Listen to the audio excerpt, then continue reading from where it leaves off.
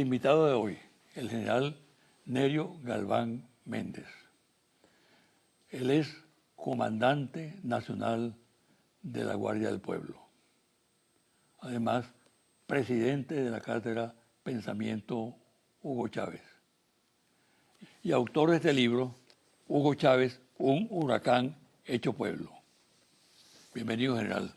Gracias, doctor, por su invitación. ¿Por qué este libro?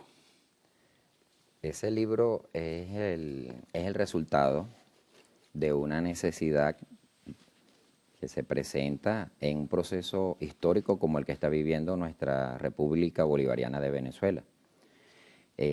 Allí contiene la vida y obra del comandante supremo Hugo Chávez, y que es una persona, una personalidad, un ser humano que ha marcado un hito en la historia de nuestro país, y hemos querido hacer una investigación sobre él, sobre su obra, sobre su pensamiento, y allí en ese libro, Un huracán hecho pueblo, lo hemos resumido. Ahora, seguramente que usted se pasea por la siguiente situación general. Un sector del país seguramente va a satanizar este libro. Lo va a tildar de que es un libro político y que los militares no se tienen que involucrar en la política. Esa es una vieja concepción que tiene la derecha históricamente, ¿no?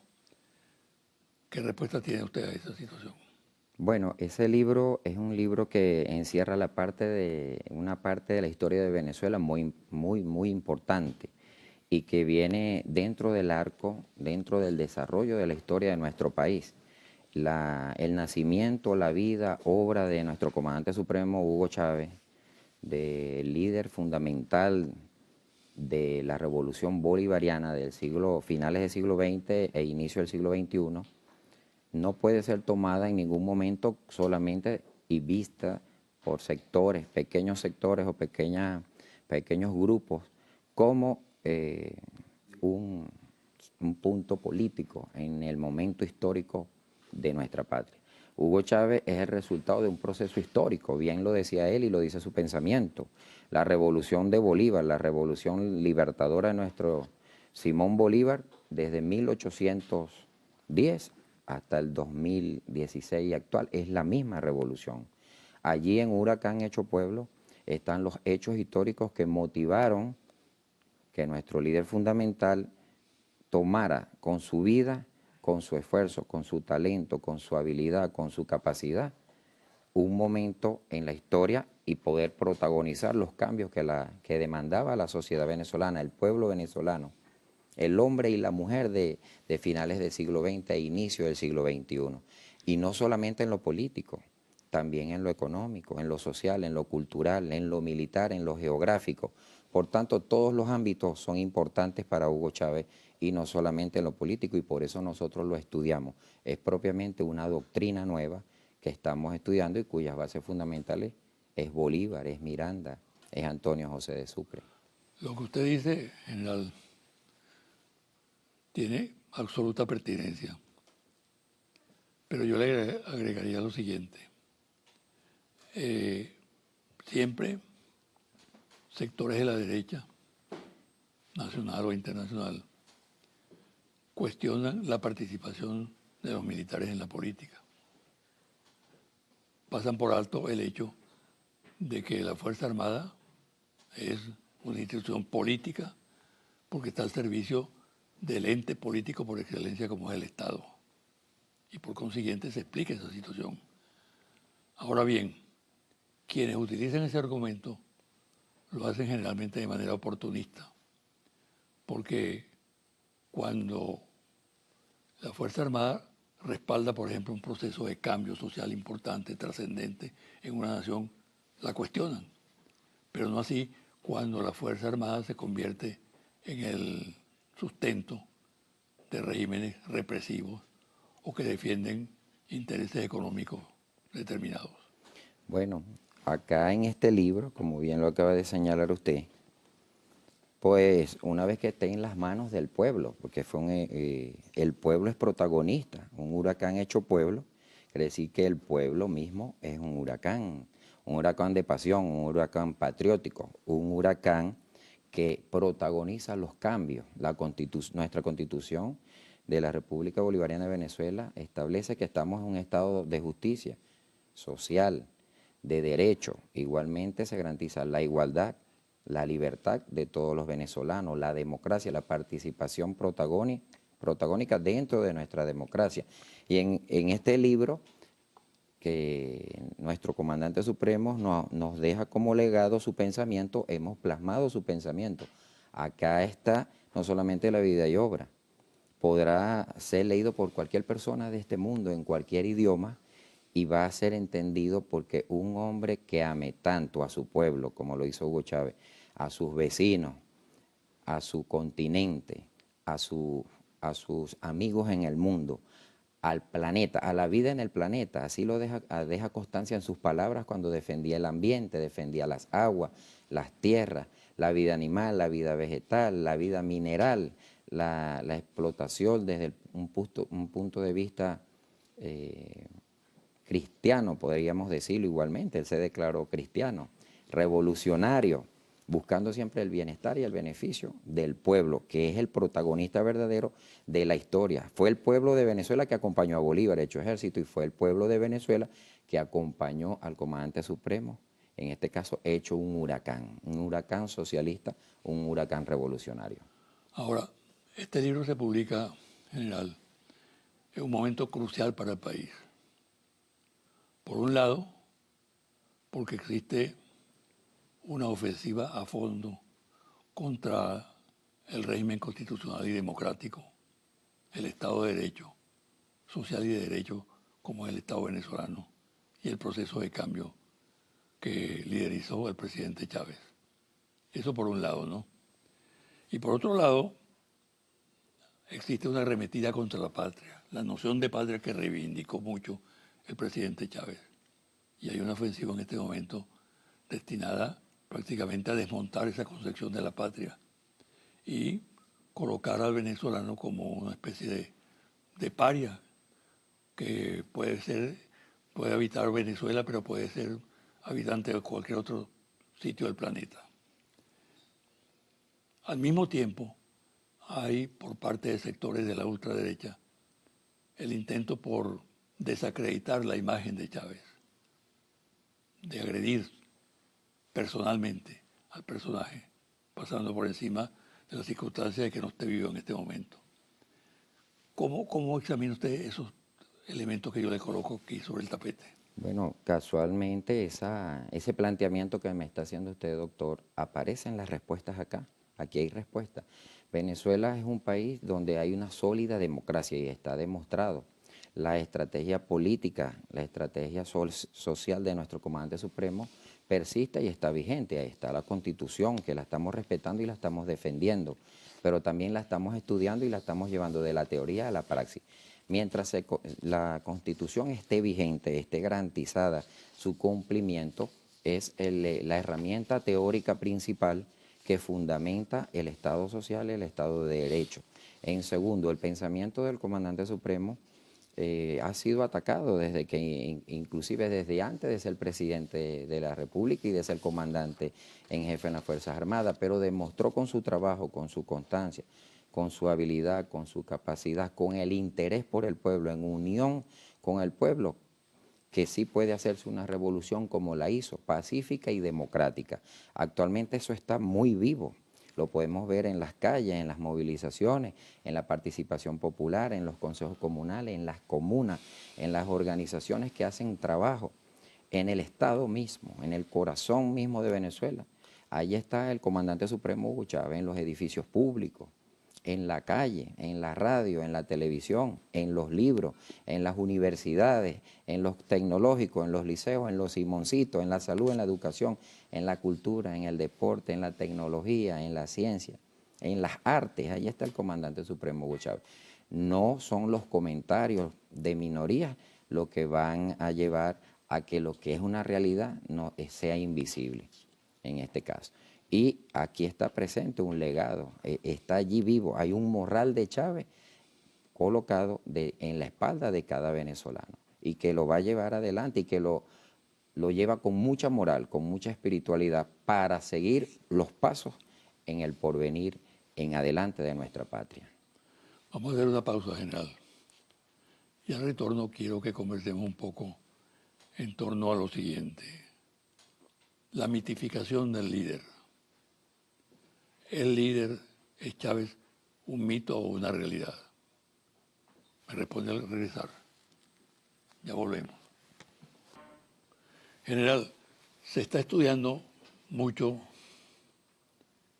no solamente la personalidad del presidente Chávez, sino también su concepción político-ideológica.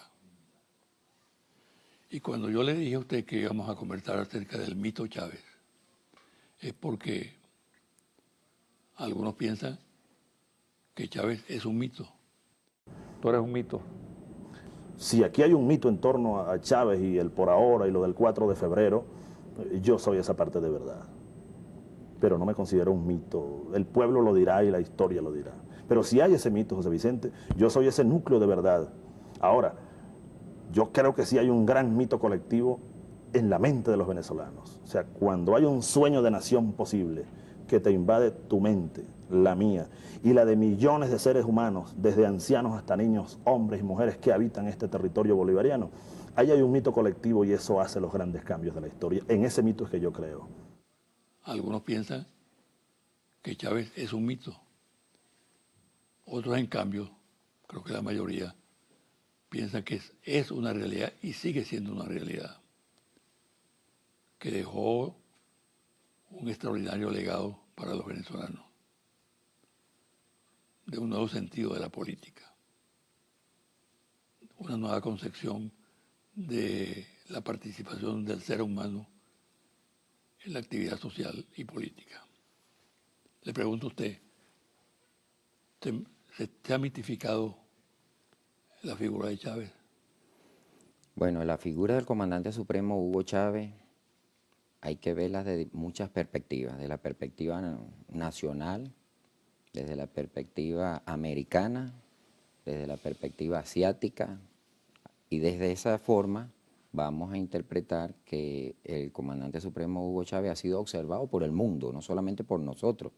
El comandante supremo Hugo Chávez es familia nuestra porque nació aquí en nuestro país y somos una gran familia que se llama Venezuela. Se han publicado decenas de libros. Se han publicado muchos libros, desde aquellos primeros que salían como Habla el Comandante, por ejemplo. Sí. También el libro suyo, de Yaria Miraflores, donde están todas las entrevistas que fueron hechas por usted y que actualmente se encuentran en las universidades como texto de consulta. Pero más allá de los textos, los discursos, más de 300 a los presidentes, las líneas del comandante Chávez, muy importante, los halos teóricos, sus discursos, sus decretos, las leyes, las ideas constituyentes, que son muy importantes, sus rendiciones de cuentas ante el Congreso, ante nuestra Asamblea Nacional, sus memorias y cuentas. Allí aparece mucho y se fundamenta mucho su pensamiento. Pero de allí al pueblo, el pueblo es quien lo tiene en su corazón.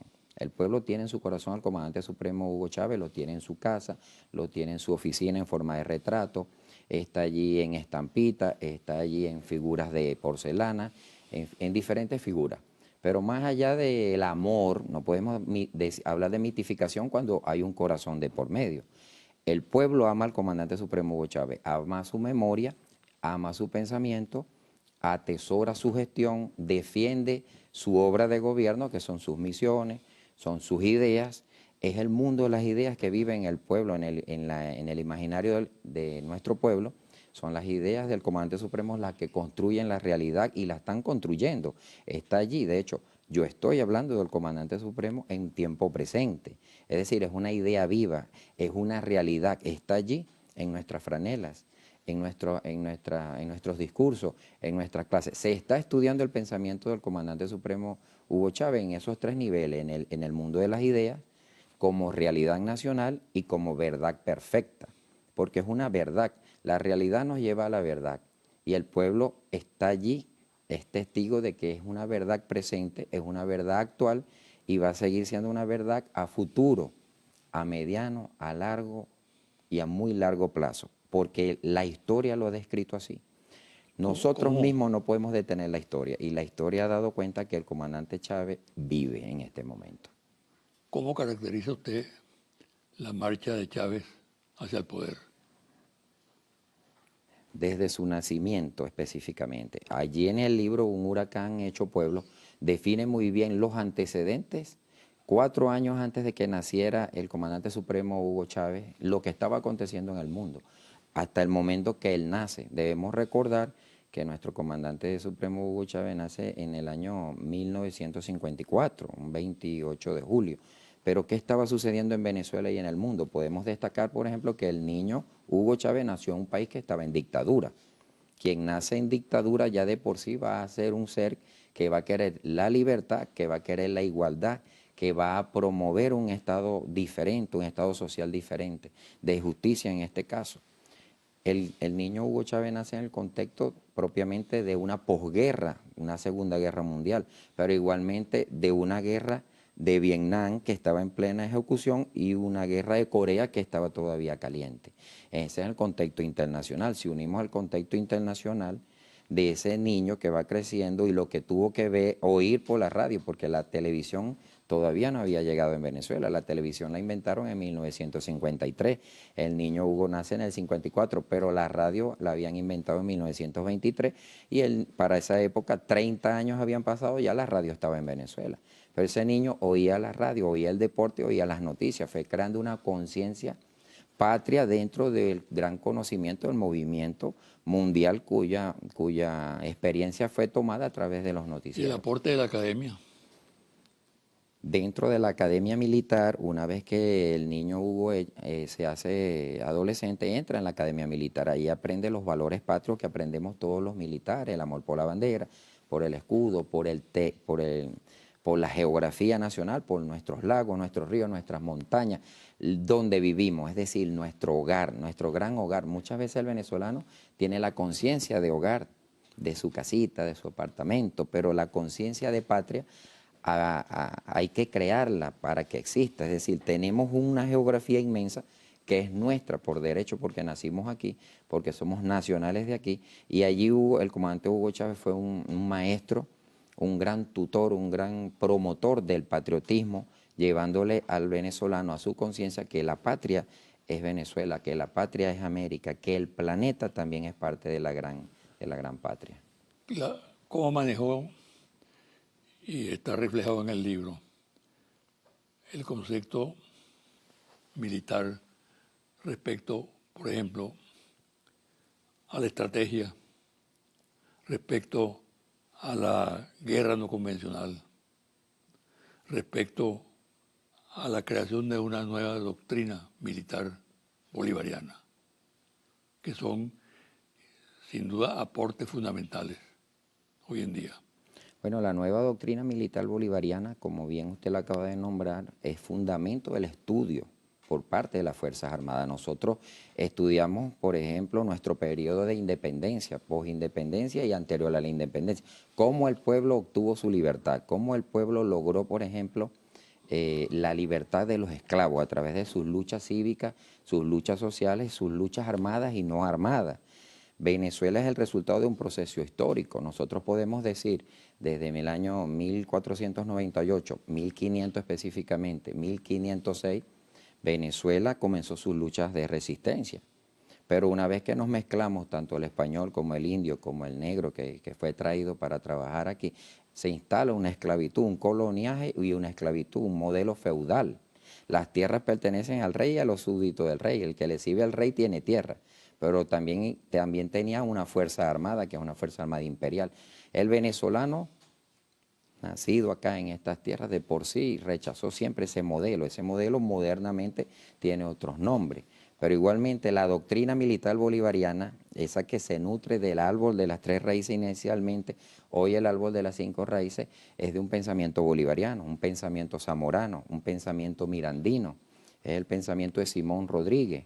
Actualmente está alimentado del pensamiento del comandante supremo Hugo Chávez, pero es ese pensamiento libertario, liberador, el que persiste para las luchas que van en contra de los intereses, en contra de la nacionalidad.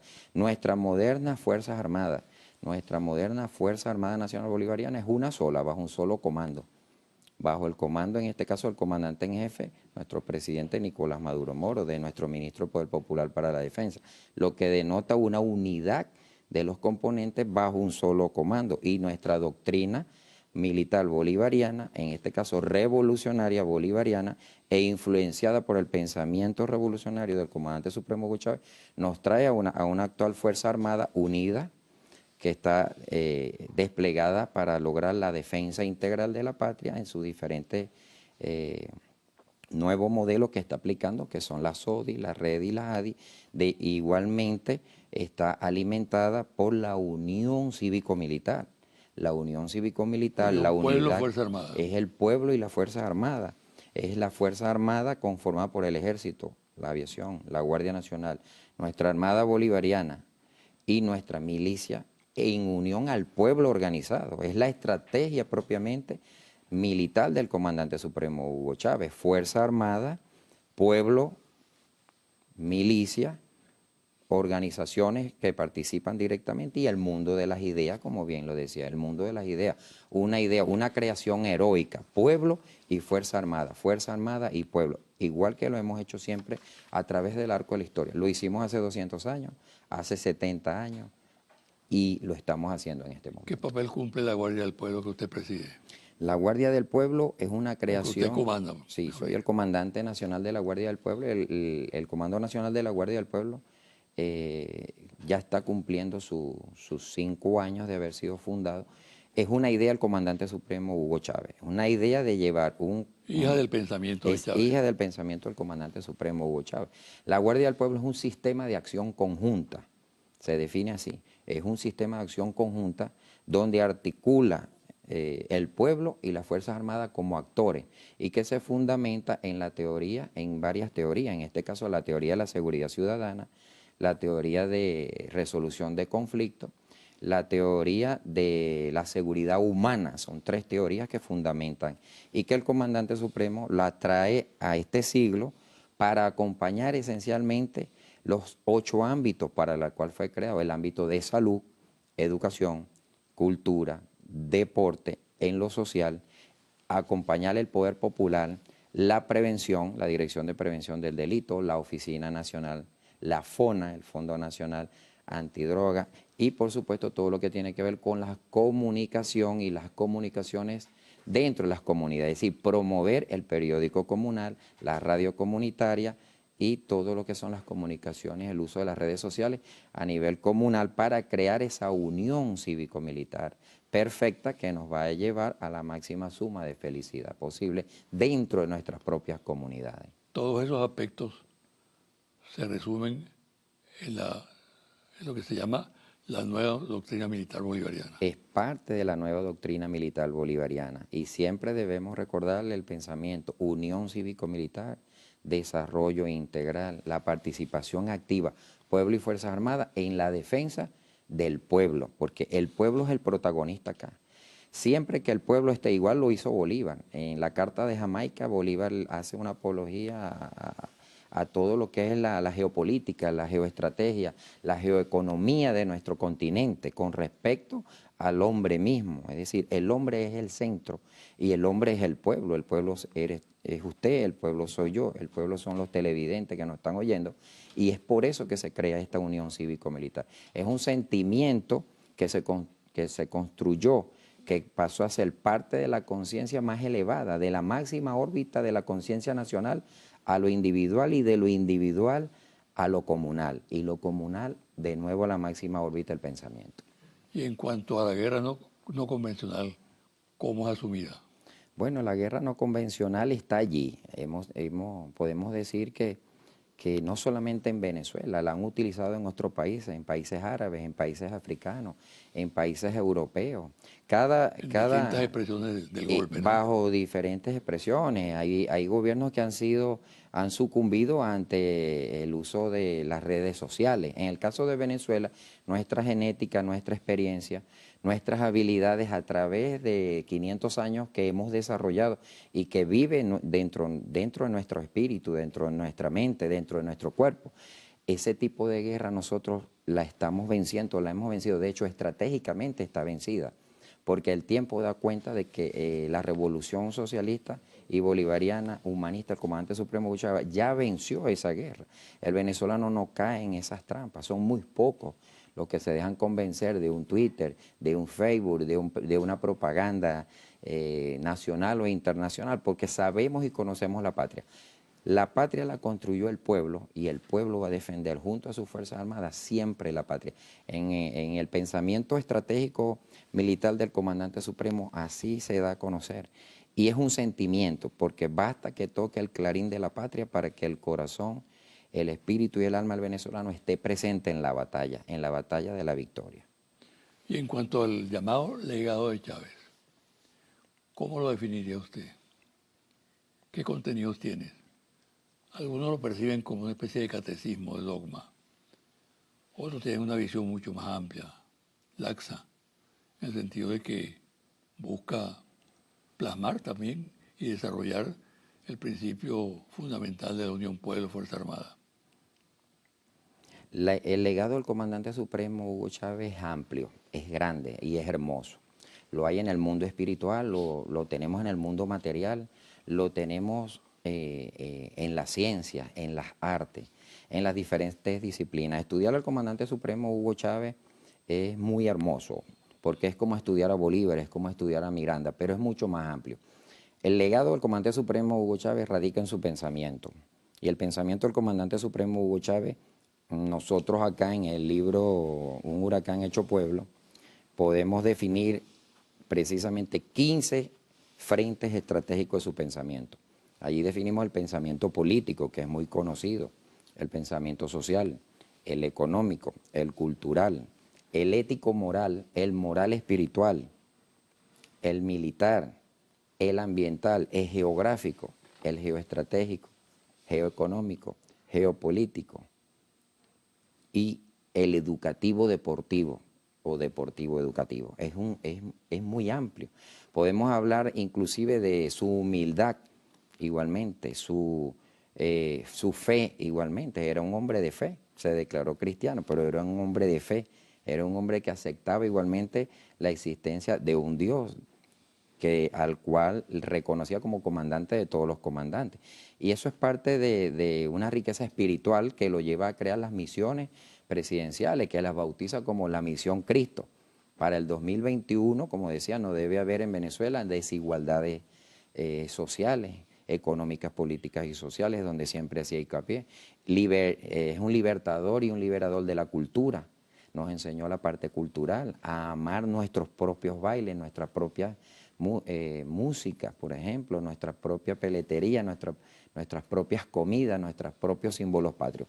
Esto es parte del legado, pero en lo educativo igualmente, con la creación de varias universidades, la bolivariana, por ejemplo, la militar bolivariana, expansión de la UNEFA, abrió la UNEFA, que antes era Politécnico de la Fuerza Armada, la convirtió en una universidad experimental abierta donde actualmente hay gran matrícula, es decir, se volvió un maestro educador. Moral y luces son nuestras primeras necesidades, dijo, los 5 motores de la revolución, los 5 ejes estratégicos del desarrollo, el plan de la patria, que es el que está vigente, se convirtió en ley, que son 5 objetivos históricos igualmente, 5 objetivos revolucionarios, 5 objetivos históricos, que conforman un cuerpo ideológico y doctrinario.